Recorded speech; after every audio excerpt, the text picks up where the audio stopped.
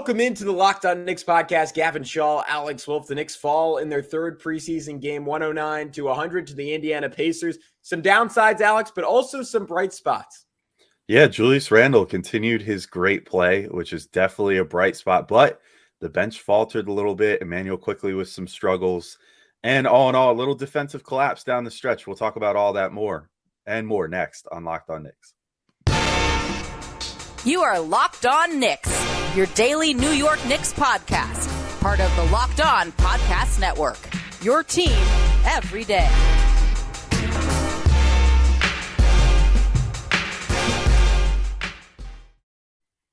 Our Locked On Knicks. In today's episode of Locked On Knicks is brought to you by PrizePicks. First-time users can receive a 100% instant deposit match up to $100 with promo code Locked On. That's PrizePicks.com, promo code Locked On. And, well, we want to thank you for making Locked On Knicks your first listen today and every day. We are now available on all platforms, and that includes, you really should know this at this point, but in case you're just finding us for some reason, we are on YouTube, so don't just listen to us go. Check out our smiling faces, throw us a subscription, and you can find there, Alex, the smiling face of one Ian Begley, only the number one Knicks reporter in the world. Maybe flat out, which is one of the best NBA reporters in the world. I'd certainly make that argument. He was on the podcast yesterday, so check that out in audio. Check it out a second time in YouTube. A great TV show like a little Game of Thrones, House of the Dragon. You say, yeah, I just got to go back and rewatch that. Why not? But who's talking to you? I'm Gavin Shaw, a play-by-play broadcaster. He is Alex Wolf, editor-in-chief of The Strickland, the greatest Knicks website in the whole wide world. Alex, the Knicks suffer an embarrassing fourth quarter collapse against the Indiana Pacers as Indiana outscored the Knicks 25-6 down the stretch, mostly led by, as you phrased it, I think aptly, guys who may or may not make the rotation for a team that could finish with one of the 3 or 4 worst records in the NBA. A disastrous fourth quarter for Immanuel Quickley. I was surprised Obi Toppin didn't get a little bit more involved, but there's also some positives to come out of this game. Yeah, and it's preseason, so we'll talk about the collapse and what led to it in a minute, but who cares? It's preseason. Plus the Knicks, in our wildest dreams, we expect maybe 40-something wins this year, 42, 43, whatever. If that's the case, they're going to lose almost 50% of their games. So get ready for for them to not go undefeated all the time and sometimes lose some stinkers down the stretch, because that's just the talent level of the Knicks right now. But anyway, Julius Randle, I thought, had a great game. I mean, I think that's worth highlighting first.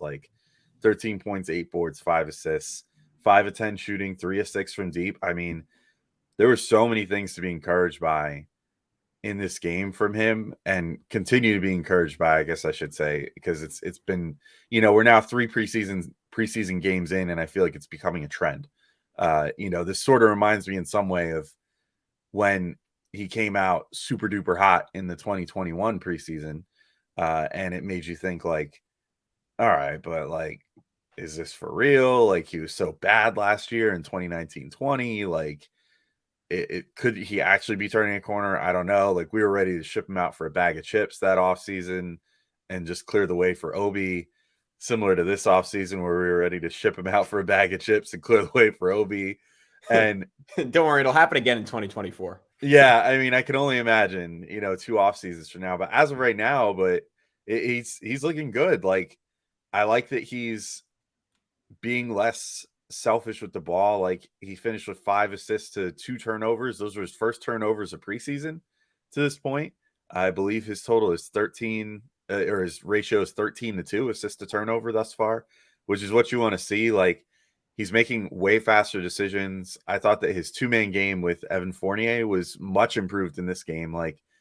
It was more the version that it should be versus the version that they started last year with, which was essentially just turning Fournier into Bullock. It was in this case, they were okay, we'll get Julius the ball in vicinity to Fournier, and then we'll give Fournier the ball to handle and let Julius set the screens and kind of pop or roll or whatever you want him to do. But it just makes so much more sense that way. And it created early on some really nice looks for Fournier, some really nice looks for Julius. And he did some similar stuff for RJ Barrett too. Kind of running up and doing a quick handoff for RJ and setting a screen for him. I mean, Julius, even if he sets a screen at 70% capacity, is still a really great screen setter and always has been. So, he'll catch RJ's man there, and then that created a really nice lane for RJ at one point. Like, RJ himself had a really good game too, again, with 21 points. Struggled a little bit shooting from three, but did really well in all other facets of the game. So, like, I think Julius is doing a really good job of finding a way to sort of reinvent himself. He mentioned after the game, I think, that he watched a lot of Euro basketball, in the offseason to try to prepare for this season. And I feel like that shows. I think he's playing a very European style of basketball right now, where he's just trying to facilitate. He's taking what's given to him by the defense. And I should note too, he shot great on like pull up, or not pull up, like catch and shoot threes in this game, which maybe has something to do with the fact that the arena in Indy looked a lot like a 20-21 arena, which it was like mostly empty. But we'll see if that carries over. I mean, I think that's a positive development as well. So I really loved what I saw from him. Again, decisions are going to be really hard to make, because Obi had, I thought, a good game in this one as well, despite not shooting from three particularly well. But those two are not making things easy on Tibbs or even on us as neutral observers to choose, like, okay, like, what direction are you going to go to start this season? Yeah, look, I can't take anything away from Julius. I mean, this is quite literally what I was saying all offseason, all I've ever wanted out of him, which is to get the ball out of his hands quickly, to not slow down the offense, to not isolate for the sake of isolating, for the most part, he took one of these in this game, but to not take long contested twos pretty much ever, to set screens, to roll hard, and basically to leverage his gravity as a scorer into being a creative playmaker. And to me, and I think this, you were referencing this play, this was the one play that encapsulated it all. Evan got the ball on the left wing. Julius comes up, sets a screen, short roll. Immediately, two defenders converge, because despite last season, there's still that lingering respect from the 2021 season saying, hey, this is like or if not the best big, one of the best bigs in the NBA. When he's 10 to 12 feet from the basket, you give him a wide open shot at the elbow, he's going to hit it. Two defenders converge. He rises up as if he's going to shoot, and then flips into like a little slip pass to Mitch for a wide open dunk. I've said it before. There just aren't a lot of human beings on planet Earth at 6'8" or 6'9" and 250 pounds, 260 pounds that can make that pass. Julius can do it consistently. And that is a massive, massive weapon for this Knicks team.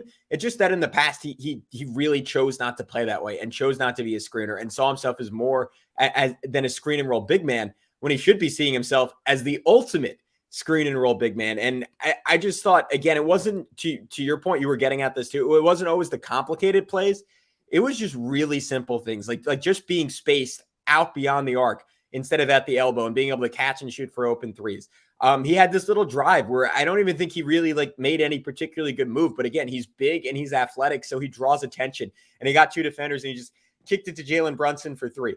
He had another one that almost stunned me, because last year in transition, I mean, it was total like bull in a China shop act. Like, it was head down the whole way. It was, I'm going to burrow my way through three defenders, and I'm going to do whatever it takes to get fouled or take a pull-up jumper. Instead, the whole time he had the ball in transition, he was like, all right, where's Jalen Brunson? Where's Jalen Brunson? That's my point guard. I'm going to get him the ball. And then one final one that I really liked from him, he was backing down Jalen Smith. And instead of rushing it or giving up on the play or taking a longer shot, he got good paint position. And then he took his signature, like, double pump, fadeaway, mid-range jumper. But where I had issues with that last year is it was from 17 to 19 feet. That was from 5 to 7 feet. If he can consistently get to that spot and take that shot, I have zero issue with it. And I think he'll hit it at a high rate. So he was the clear-cut MVP of this game for me, Alex. Let's get into some of the bummer stuff as well. But before I do that, do you want to tell us a little bit about PrizePicks? I suppose I could tell everybody about PrizePicks real quick. And today's episode is brought to you by PrizePicks, of course. And how does PrizePicks work? I mean, I guess would be the imperative thing. I mean, if you love playing fantasy sports and you want to potentially make money doing it, it's the best possible way to do it. You pick 2 to 5 players And if they go and score more or less than their PrizePicks projection, then you win money if you get that choice right. So you basically get over-unders for a bunch of different players in all different sports and get to choose what you think. So you could be like, I think RJ Barrett is going to score over 20.5 points today. And I also think Zach Wilson is going to throw for over 210.5 yards or something like that, if that happens to be the line. And if both those things happen, then you win money. It's pretty simple.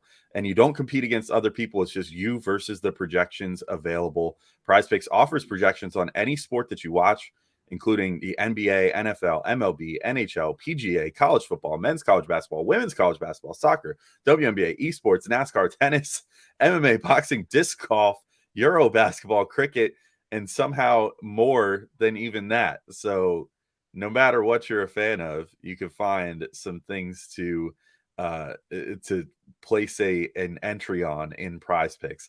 Entries can be made in 60 seconds or less, and it really is that easy. It's safe and fast withdrawals, and it's currently operational in over 30 states and Canada. Oh, Canada.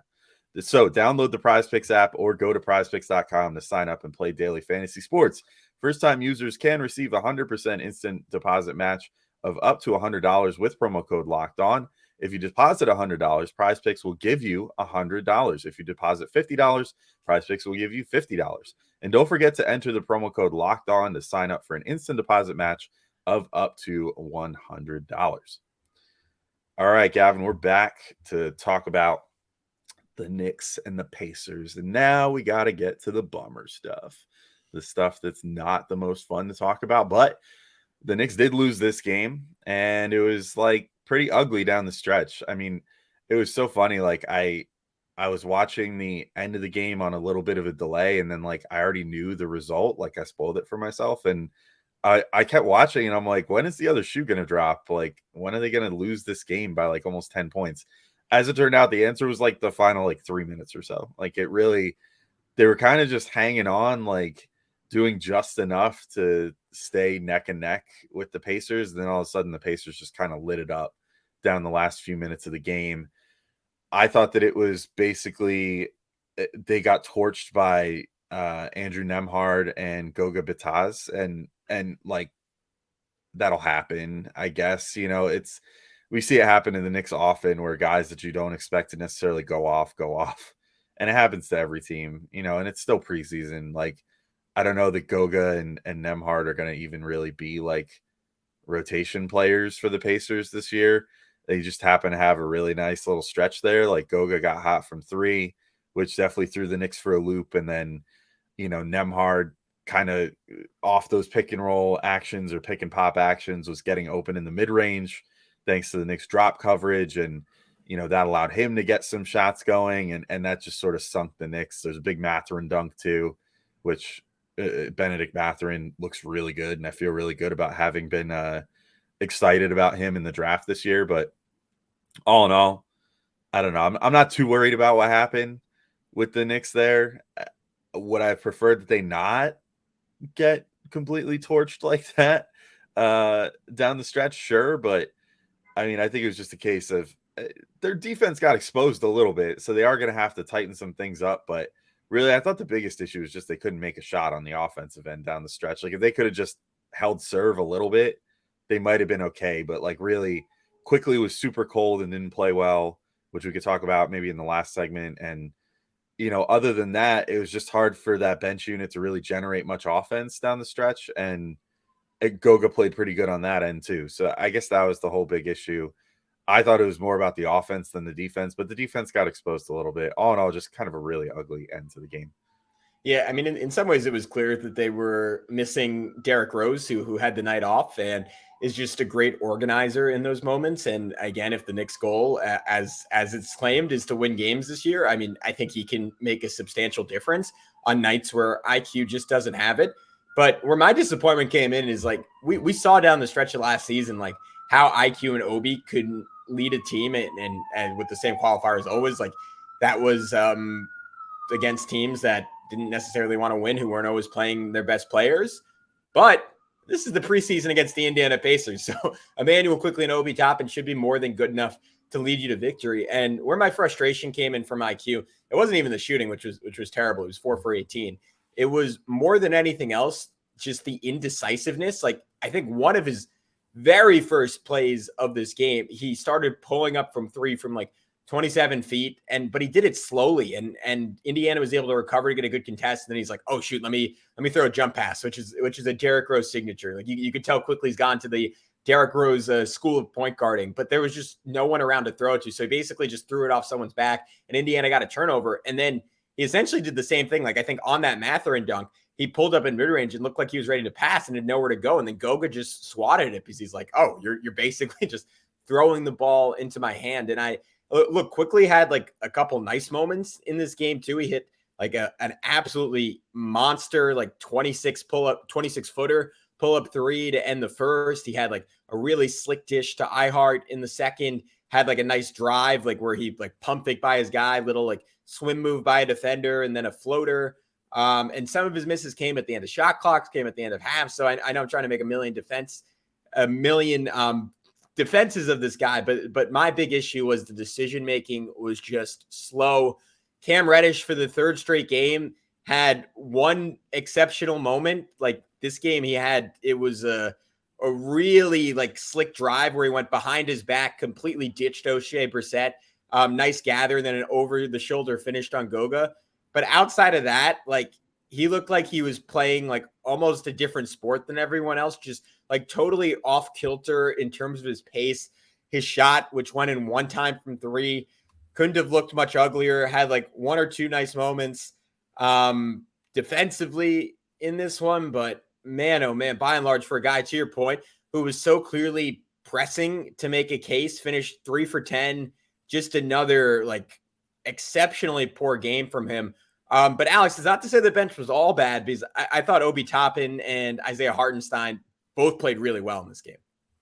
Well, we could touch on that and maybe end on some positives in just a second when we return to Locked On Knicks after our final break. But we'll just take one last break and then come right back in and start talking about a couple more positive things. All right, we're back to finish up our discussion of this Knicks loss. Yes, the undefeated streak of 2022 to 23 is over. We must weep over this. The Knicks will not, in fact, go 86-0, including preseason. The dream is dead. There goes my PrizePicks bet. Yeah, bummer. And that futures bet that we placed, the 82-0 is gone, man. Yeah, I can tell you this: if I hit that bet, I don't think I'd be doing this podcast 5 times a week. I can't believe they gave me 1,000,000 to 1 odds. It's, or plus 1 million, you know. Yeah. I mean, you got to take it if you get those kind of odds. I got John Cougar Mellencamp winning an Oscar. Nice little Office reference there. Anyway, to your point, to end the last segment, like, I thought Obi and Hartenstein had some moments. I think down the stretch, I had some reservations about Hartenstein. I definitely think there is, to me at least, a drop off in rebounding and rim protection when he's out there. But in other aspects, and I mean, I say the rebounding part, he did still notch 10 rebounds. So, I mean, it's not like he was a chump out there, rebounding the ball. But I think it's more the offensive rebounding. I think I've just become really accustomed to Mitch just gobbling everything up, to where if the center isn't like wrecking everybody on the offensive glass, I'm like, what's wrong with you? But I do think like the passing really popped for me with Hartenstein in this, what he can do from the elbow and, making passes from there. There was a really nice play with Deuce that stood out to me, where Deuce was out at like the elbow 3, fed it into Hartenstein, and then Hartenstein, like, so quick, just made a great decision, as well as Deuce to make the cut. But Deuce made a cut, and Hartenstein, like it was nothing, just made a beautiful little backdoor cut pass for him to go up and get a layup. I mean, I think that's the sort of stuff that Hartenstein adds to this offense when he's in there.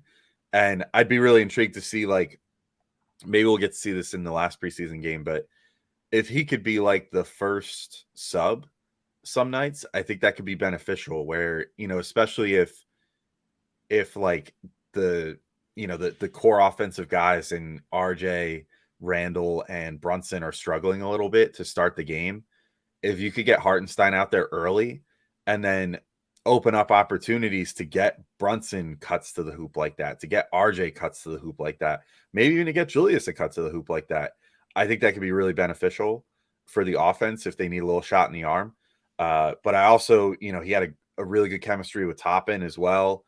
The cameras didn't really catch it, and I don't think they ever flashed back to it on a replay because it happened so fast they weren't expecting it to happen. But yeah, somehow, some way, Hartenstein, got the ball at around midcourt because the Knicks were just pressing it and managed to hit Obi with a alley-oop pass from, I think, out beyond the three-point line at one point too, with Obi streaking towards the hoop. So that's cool too. I really like that he always has his head up.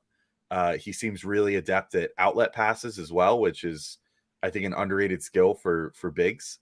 Something that Kevin Love really made like an art form over the years. I think that Hartenstein is also quite good at just kind of keeping his head up off a rebound. And if, he caught Obi for this one they did catch on camera, he caught Obi for him streaking down the court on another one of those where Hartenstein was at like the opposing free throw line after a rebound and then just whipped it to Obi all the way down the court. And Obi got a nice, easy 2 points late in the game. That was when the Knicks were still up by like 7 or 8 points. So, and actually that sort of capped a mini run where the Knicks sort of got that separation again before they ultimately lost it down the stretch. But I really like what he brings on offense and what he brings to the transition offense and also the half court stuff. It's just, for all the good that Mitch does, it's nice to have a center that does something a little different out there. Yeah, I'm with you. I thought maybe his best pass on the night. He had another one to IQ where IQ wasn't even open, and it was like one of those, like it was a football game. You would say the quarterback threw him open. Like he just like put a bouncer between two different defenders, and then IQ like caught it and just like kind of casually flipped it in right hand, left side because he was like, "Wow, I can't believe how open this got me." I think that's a brilliant idea. I would like to see. Especially with how Randle's passing the ball now, those two get at least a couple minutes a game together. I think that could be pretty interesting. The only case against it is Mitchell Robinson playing like a man possessed. Another one of those games where the stats don't completely blow you away, and yet they're really, really good. 23 minutes, 3 for 5 from the field. Shout out to all the work he put in this offseason. 2 for 2 from the foul line, 8 points, 8 boards, 4 blocks. He's looking like a force to me. And this is last year we would make note when this was happening. Like it took about maybe 30 games into the season until he kind of got his sea legs and wasn't good enough shape to do this. But that stretch run where he like dominated Minnesota, then dominated the Pistons, but it kept coming against teams that were physically overmatched. And again, time will tell because Miles Turner, I almost said Miles Teller, nice player. But there will be better centers out there. But man, Mitch, like by and large, has just physically kicked his butt the last 2 games, like whether it's coming in for recovery blocks or like we all saw like right before halftime, that offensive rebound he got on RJ's miss where he didn't really even have good position, but he just sort of tipped it and kept tipping it till he got to himself. Like he almost reminds me of, this is lofty ground, but like a Charles Barkley style rebounder or Dennis Rodman, or if he didn't get it initially, like he would just get a hand on the ball and then he would get a little closer and then he'd get a little closer and then eventually like he would get in those big mitts. The difference is Mitch is like 4 or 5 inches taller and just like prone to flush it on 2 or 3 people once he finally recovers the ball. The guy has just been a monster early this preseason. And it's so clear to me that he's at a different level in terms of physical conditioning than he's been at any point in his career while still maintaining some of that bulk he got last offseason. I just think that if this can be maintained, the contract is going to be an absolute steal for him. Quick shout outs before we wrap up. Obi Toppin, definitely not as good as he was last game. 0 for 3 from 3. That was a big standout. That footwork that was so clean last game on that wing 3 on the out of balance play they designed. He still has worked to get that down consistently because he got a similar type of shot at the top of the key and missed it, but did flash another one of those. I can't remember which team it was against last year. Might have been the Cavs, might have been the Pistons, might have been the Magic, but he did this once last year where he kind of got on the run, little pump fake. And then like, if you're on YouTube, you'll see me trying to replicate it, like little like ball fake where he just extended out with his right hand. Defenders like caught looking the other way. One more step, flushes it. Just crazy athleticism from Obi. And then saving the best for last, I guess. RJ Barrett, we're kind of burying the lead, but he was spectacular in this one. 21 points in 27 minutes, 4 rebounds, 3 assists. Another night for him. I shouldn't say another night because last night it really was, but the shot wasn't super falling, Alex, but just made the right play time after time. Like I like first play of the game, he got a layup, but he missed Evan Fournier wide open for three. And then quite literally, like the next time down, he corrected it, like drove into the lane, spun into a double team, and just got it right out to Evan Fournier for three. Had another play where he drew two defenders, then he hit Randle for a wing three. I think, though, my favorite two plays on the night came with him attacking the basket. One was when he drove right into Miles Turner's body and had a double pump layup. And to me, those plays are absolute necessities for him, because I think a lot of times when he misses around the basket, it's because he's not really properly aligned. And by going into a defender's body, not only do you clear the defender out of the way, but it gives you time in the air to get oriented the right way. And it let him finish through contact, get an and one. And then he had another one where he was just working in isolation on TJ McConnell. In the past, I think he would have either settled or thrown the ball up, but he just refused to give it up. And he just kind of bullied McConnell under the rim and finished with like an easy little fadeaway. And just more of that from him, to me, is really, really exciting, where he's just playing bully ball. And it's clear over the offseason, on top of just getting like better in terms of his touch. Like he hit another one of those really insane runners in this game. He's gotten quite a bit better in terms of just leveraging his strength around the rim, which is his greatest skill. And I think because of that, we're going to see his percentage around the rim go up this season. Yeah, no notes for me on all that. I will just add one last little thing. In regards to Mitch's development. I think it's very telling that now at this point, Mitch is the guy that you can depend on as far as the foul situation. Like he's now the guy that is not, racking up fouls and is not, having that be an issue. Hartenstein still, I mean, we noted this during the offseason, his career, fouls per 36 and all that stuff, but like 5 fouls in this game in 20 some odd minutes, not fantastic. And, that's going to be probably the thing that caps his ceiling this year, as far as how often he can stay on the floor, is how much he can contain his fouls. Mitch, no such issues anymore. So I want to just give him props on that. Like only 2 fouls, still managed to notch 4 blocks in this game. I was rewatching them as you were talking there, and I forgot just how unlucky a couple of his blocks were, where he made the adjustment and got the block and then had the blocked ball fall right. Like he got a fingertip block on two of them. Fell right into someone else's hands who got a layup. Turner. Yeah. Turner the one time, and I guess maybe it was Turner both times. And to be clear, that was because TJ McConnell was torching Jalen Brunson at points in this game. Yeah, freaking TJ McConnell. I hate that guy.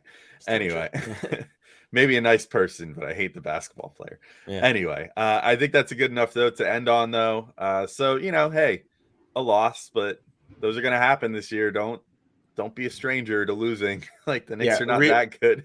real quick, shout out to I just thought Evan Fournier played a great game. We forgot to mention him. I mean, outside of with Randle, but just like super unselfish. Like was like made so many good extra passes in the second quarter. Not that that's something that I think Quentin Grimes kind of brings that same element, but if you want a case for Evan Fournier, like I thought he gave the offense like really good flow and rhythm when they needed, just by making the extra pass. Yeah, and should reiterate again too. I mean, his 2-man game with Julius early and often looked really good, and he didn't shoot the best overall, 3 of 9, but 2 of 5 from 3, and again was passing the ball pretty well. Got 3 assists, which is on the medium end for him. I mean, he definitely has the ability to find open guys, but he was making quick decisions as well, which is gonna hopefully be a staple of the starting lineup. It seems like Brunson has had a really good influence on how this offense is being run. I'm sure it's also things on the board, which we haven't brought up in a couple days, but the board, the big board at the practice facility that has all the goals of the season on it.